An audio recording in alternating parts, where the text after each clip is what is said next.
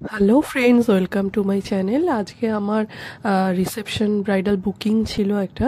তো বিয়েতেও আমি ওকেই সাজিয়েছি। তো আজকে রিসেপশনের লুকস করার ছিল। তো আমি ওর শ্বশুরবাড়ি এখানে এসেছি। তো বাড়িটা আমার খুব পছন্দ হয়েছে, তো ওই জন্য তোমাদের একটু ভিডিওটা করে দেখালাম যে আগেকার দিনের পুরো সাবেকি যে দালান বাড়ি যেটা হয় সেটাই এখানে আমি এনভায়রনমেন্টটা পেলাম।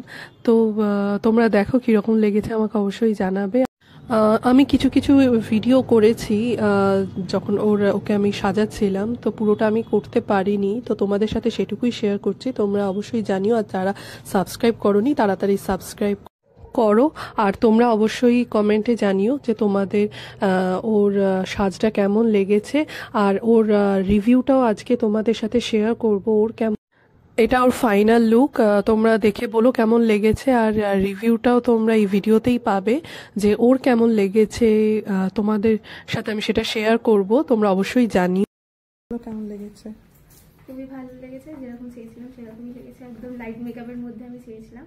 একটু আইটা বন্ধ করো, আইটা ক্লোজ করো।